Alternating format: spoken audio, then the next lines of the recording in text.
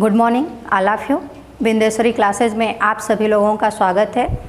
आज हम लोग चर्चा करेंगे अलंकार पर। अलंकार किसे कहते हैं, अलंकार के कितने भेद हैं, आज इस वीडियो में हम लोग इसी पर चर्चा करेंगे। तो आइए सबसे पहले हम लोग देखते हैं कि अलंकार किसे कहते हैं, अलंकार का शाब्दिक अर्थ क्या होता है। तो सबसे पहले हम लोग देखते हैं कि यह जो अलंकार शब्द है इसका शाब्दिक अर्थ क्या होता है। तो अलंकार शब्द दो शब्दों से मिलकर बना हुआ है, अलम धन कार। अलंकार शब्द दो शब्दों अलम धन कार से मिलकर बना हुआ है। यहाँ पर अलम शब्द का अर्थ आभूषण तथा कार शब्द का अर्थ वाला है। इस प्रकार से अलंकार शब्द का शाब्दिक अर्थ हुआ जो अलंकृत करे या शोभा बढ़ाने में सहायक हो।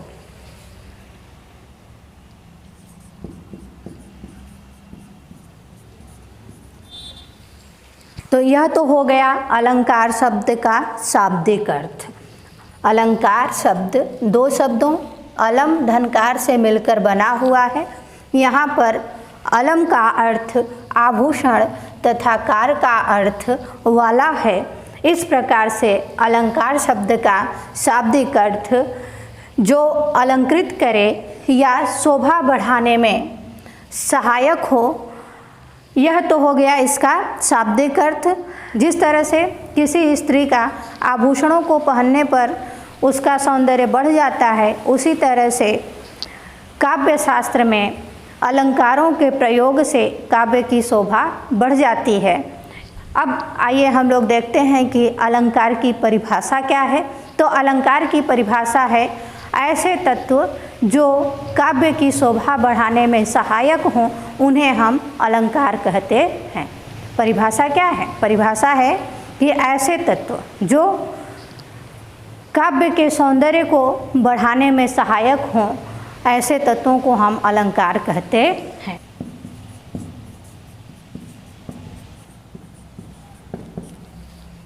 अब आइए हम लोग देखते हैं अलंकार के भेद।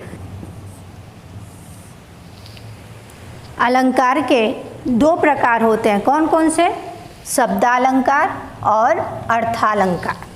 अब शब्दालंकार किसे कहते हैं तथा अर्थालंकार किसे कहते हैं, तो आइए सबसे पहले हम लोग देखते हैं कि शब्दालंकार किसे कहते हैं।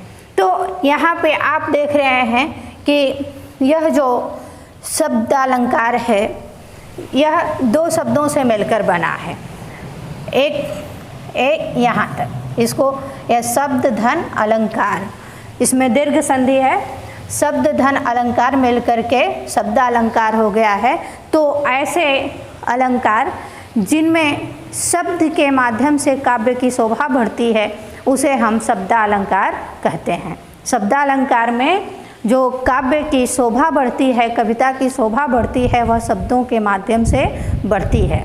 इसमें एक ध्यान रखने वाली बात यह होती है कि अगर उस शब्द के जगह पर हम लोग उसी शब्द का समानार्थी शब्द रख देते हैं तो उसका जो सौंदर्य है वह खत्म हो जाता है।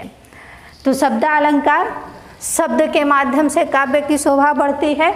तो अब अर्थालंकार, तो अर्थालंकार में अर्थ के माध्यम से काव्य की शोभा बढ़ती है, या ऐसे अलंकार जिसके अर्थ के द्वारा कविता का सौंदर्य बढ़ता हो, काव्य का सौंदर्य बढ़ता हो, उसे हम अर्थालंकार कहते हैं। तो आइए परिभाषा देख लेते हैं। सबसे पहले शब्दालंकार की परिभाषा देखते हैं कि इसकी परिभाषा क्या है। शब्दालंकार की परिभाषा है कि शब्द के माध्यम से काव्य के सौंदर्य में वृद्धि होती है तो वहाँ पर शब्दालंकार होता है। अब अर्थालंकार की परिभाषा, तो जहाँ पर अर्थ के माध्यम से काव्य के सौंदर्य में वृद्धि हो वहाँ पर अर्थालंकार होता है।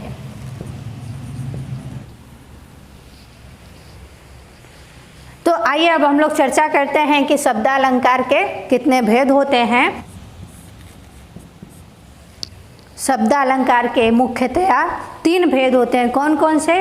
अनुप्रास अलंकार, यमक अलंकार और श्लेष अलंकार। यह शब्दालंकार के मुख्यतया 3 भेद होते हैं जो कि हमारे कक्षा 9वीं से लेकर के कक्षा 12वीं तक के छात्रों को अध्ययन करना है। यूपी बोर्ड में उनका यह सिलेबस है। तो आइए अब हम लोग बारी बारी से एक एक अलंकार को पढ़ते हैं कि अनुप्रास अलंकार क्या है, यमक अलंकार क्या है और श्लेष अलंकार क्या है।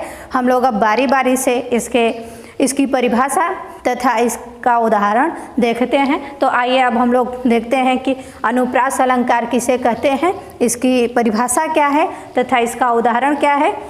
तो आइए हम लोग देखते हैं अनुप्रास अलंकार को। अनुप्रास अलंकार किसे कहते हैं? तो सबसे पहले हम लोग अनुप्रास के शाब्दिक अर्थ को देखते हैं। तो अनुप्रास शब्द यह 2 शब्दों अनु प्लस प्रास से मिलकर बना हुआ है। अनु का अर्थ होता है बार बार और प्रास का अर्थ होता है वर्ण।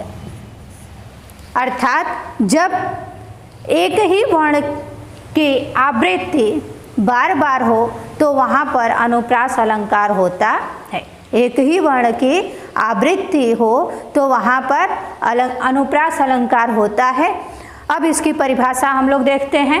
अनुप्रास अलंकार की परिभाषा क्या है? तो इसकी परिभाषा है जब किसी वर्ण की आवृत्ति 2 या 2 से अधिक बार हो तो वहाँ पर अनुप्रास अलंकार होता है। आइए परिभाषा देख लेते हैं। तो अनुप्रास अलंकार की परिभाषा है जब किसी वाक्य में किसी भी वर्ण के आवृत्ति 2 या 2 से अधिक बार हो तो वहाँ पर अनुप्रास अलंकार होता है। जैसे अब आइए इसका उदाहरण देखते हैं। जैसे तरन तनोजा तट तमाल तरुअर बहुछाए। अब इस वाक्य में हम देखते हैं कि त वर्ण की आवृत्ति 2 या 2 से अधिक बार हुई है। देखिए तरने तनुजा तट तमाल तरुअर बहुछाए। त वर्ण की आवृत्ति बार बार होने से यहाँ पर अनुप्रास अलंकार है। आइए और एक उदाहरण देखते हैं।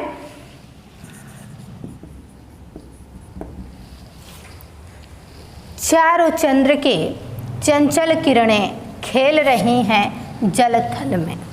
अब इस वाक्य में हम देखते हैं कि च वर्ण चारों चंद्र की चंचल किरणें खेल रही हैं जलथल में। च वर्ण की आवृत्ति हुई है इसलिए यहाँ पर अनुप्रास अलंकार है। इसी तरह से एक और उदाहरण देखते हैं। जैसे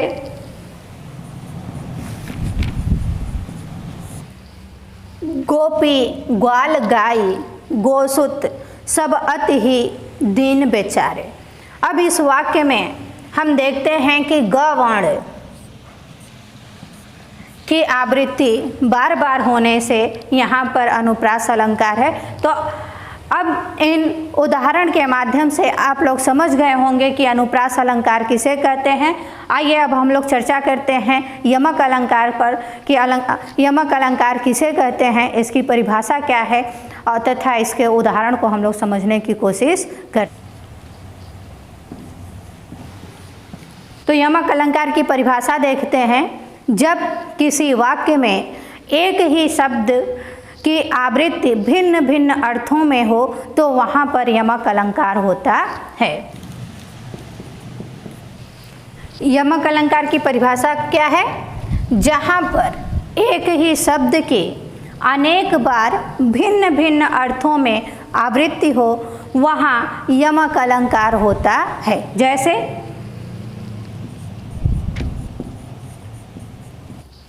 जैसे कनक कनकते 100 गुनी मादकता अधिकाय वा पाए बौराए जग वा खाए बौराए। अब इन काव्य पंक्तियों में आप देख रहे हैं कि कनक शब्द एक से अधिक बार आया है, 2 बार आया है, कनक कनक। अब 2 बार यह आया है और दोनों ही बार इसका जो अर्थ है वह भिन्न भिन्न है। पहला जो कनक है उसका अर्थ सोना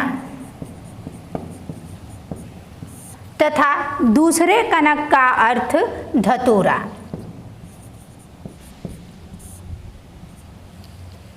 पहले कनक का अर्थ सोना और दूसरे कनक का अर्थ धतूरा है, इसलिए यहाँ पर यमक अलंकार है। क्यों?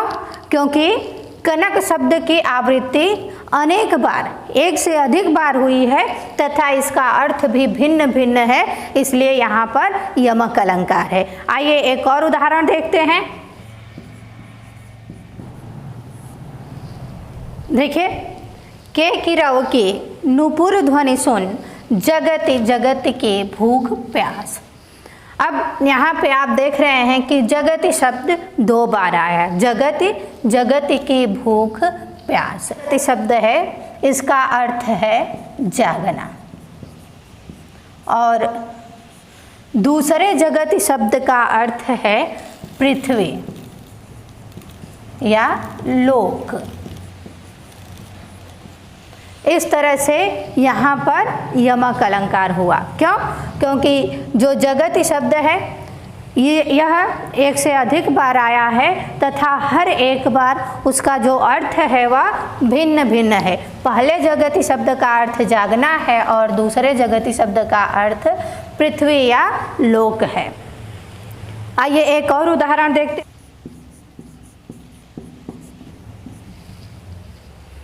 देखिए, परसों को बिताए दियो बरसों, तरसों कब पाए पिया परसों। अब इस वाक्य में आप देख रहे हैं कि परसों शब्द 2 बार आया है। परसों को बिताए दियो बरसों, तरसों कब पाए पिया परसों। तो यहाँ पे जो पहला परसों शब्द है इसका अर्थ है दिन, कल।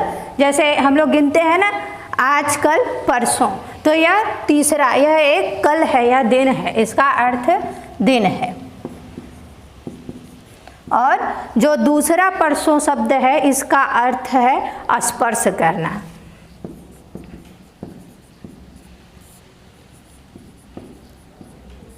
इस तरह से यहाँ पर यमक अलंकार हुआ। क्यों? क्योंकि जो परसों, पहला परसों शब्द है इसका अर्थ है दिन, कल, आने वाला जो तीसरा दिन होता है, तीसरा कल होता है। और दूसरा जो परसों शब्द है इसका अर्थ है स्पर्श करना। एक से अधिक बार परसों शब्द की आवृत्ति हुई है और हर एक बार इसका जो अर्थ है वह भिन्न भिन्न होने के कारण यहाँ पर यमक अलंकार है। अब आइए हम लोग चर्चा करते हैं श्लेष अलंकार पर कि श्लेष अलंकार की परिभाषा क्या है, उसका उदाहरण देखते हैं। तो आइए अब हम लोग देखते हैं श्लेष अलंकार को। श्लेष अलंकार, तो जो श्लेष शब्द है इसका अर्थ होता है चिपकना, चिपका हुआ। अब इसकी परिभाषा देखते हैं। तो वाक्य में जब एक शब्द एक ही बार प्रयुक्त हो तथा उसका अर्थ एक से अधिक हो तो वहाँ पर श्लेष अलंकार होता है। श्लेष का शाब्दिक अर्थ होता है चिपका हुआ, चिपकना। और इसके आधार पर इसकी परिभाषा हुई कि जब किसी वाक्य में कोई शब्द एक ही बार प्रयुक्त हो तथा उस शब्द का एक से अधिक अर्थ हो तो वहाँ पर श्लेष अलंकार होता है।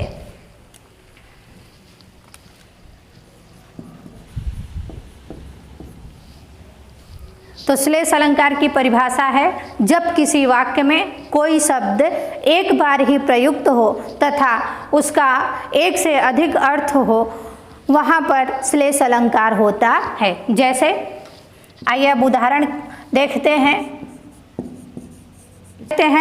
रहीमन पानी राखिए, बिन पानी सब सोन, पानी गए न उबरे, मोती मानुष चून। अब जो नीचे की लाइन है इसमें हम देखते हैं कि पानी शब्द एक बार आया है। पानी गए न उबरे, मोती मानुष चून। तो इस पानी शब्द का मोती के संदर्भ में कुछ और अर्थ है, मनुष्य के संदर्भ में कुछ और चूने के अर्थ में अलग। तो आइए हम लोग देखते हैं कि इस पानी शब्द का मोती के संदर्भ में अर्थ है चमक, मनुष्य के संदर्भ में है प्रतिष्ठा,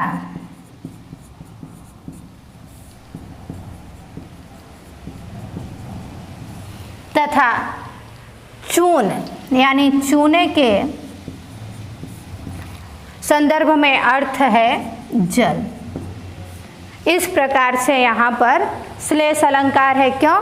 क्योंकि पानी शब्द एक बार आया है और इसका अर्थ एक से अधिक है, इसलिए यहाँ पर श्लेष अलंकार है। तो आज के लिए बस इतना ही। आज की क्लास में हम लोग चर्चा किए अलंकार किसे कहते हैं, अलंकार की परिभाषा क्या है, अलंकार के कितने भेद हैं, शब्दालंकार तथा शब्दालंकार के प्रकार के विषय में हम लोग चर्चा किए। अब अगली क्लास में हम लोग चर्चा करेंगे अर्थालंकार तथा उसके भेद पर। तो आज के लिए इतना ही। धन्यवाद।